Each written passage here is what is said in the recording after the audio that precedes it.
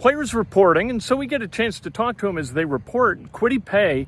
Kwity Paye is always really interesting. Kwity Paye goes about his business in a very intentional way, and it's interesting to hear him talk about what he does during the offseason to prepare himself and what his expectations are for the season.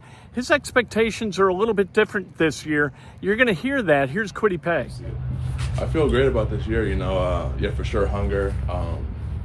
We know what we put on film last year, and we're just trying to, rewrite the script and, just come out here and play our best ball.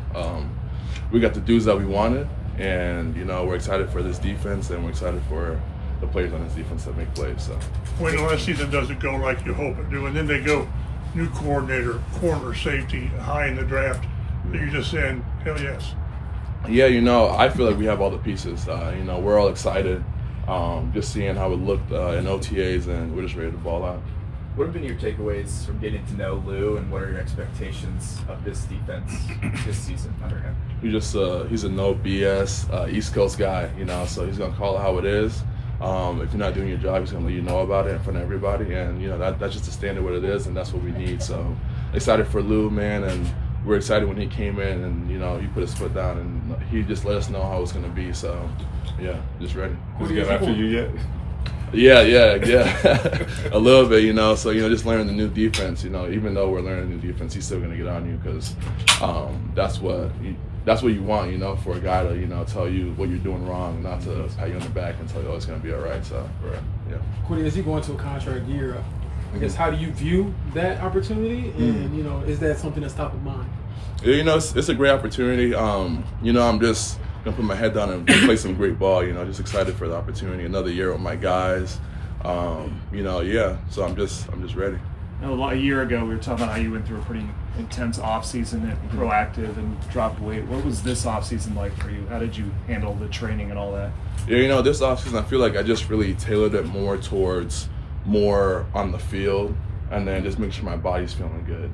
Making sure my spine is mobile, just making sure my hips are in line, my ankles are good.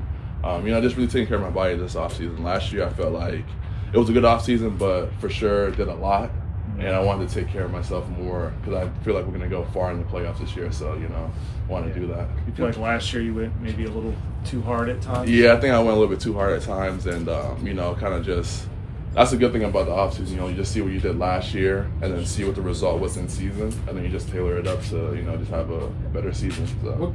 What gives you that belief that you can go far in the playoffs? I mean, given the fact that you haven't made the playoffs as a team in the last 4 years. I mean, I personally, I just feel like we have all the pieces, and, we have to kind of speak that into existence. I feel like at times, like, we shied away from it a little bit in the past, but, this year, that's the expectation, playoffs. So, nothing less than playoffs, and that's what we're striving for. You and Latu have obviously gotten to kind of talk shop and spend time together. His rookie year, he felt like he left, a lot out there. What conversations been like between you guys when it comes to expectations this year? Yeah, I mean, he put a lot of great film, out there last year. Just finishing. He took it hard on himself, to finish, and he put in a lot of work this offseason, just damn near working every day on the field. And, I was talking to Coach Eddie, and he was like, man, like, Latu, like, he's just bugging me every day, like, let's go do something. So, just seeing him with that hunger, wanting to improve for the team, for himself, it's great.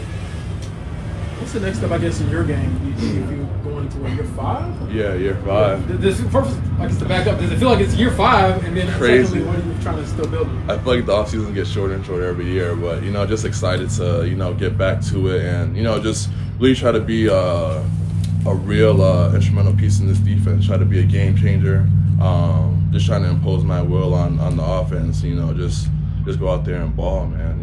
Yeah, it's year 5, and I feel like I need to take that step to, submit myself and, just do my thing. You guys get judged so much by sacks, but I mean, like, what's the difference sometimes between like a guy who gets 7 or 8 or 12, right? I mean, sometimes there's not a huge difference in the ability of the player, but how do you go from 6, 7, 8 to double digits?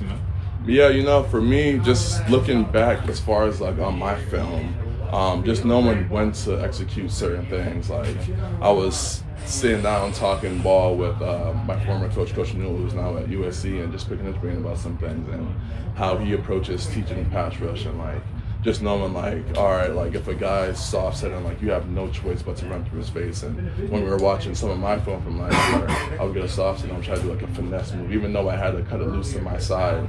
That's when I can like, just say, nah, fuck the cut it loose, and just run through his face and collapse the pocket. And if I don't get the sack, I'm gonna get the pressure, and one of my teammates gonna get the sack. So just trying to impact the game any way I can, just impose my will, and just try to affect the game in my own way. Talk about building out your body. Has anything had to change with going to Lou's system? Did you target maybe a different playing weight, or how did you kind of look at what you wanted to be coming into this training camp?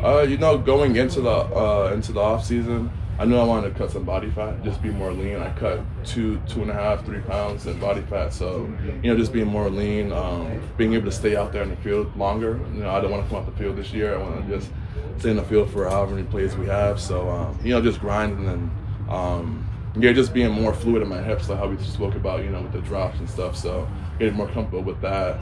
And yeah, man, just ready. You know what your playing weight is now? My playing weight will be like 268. Yeah, 267, 68.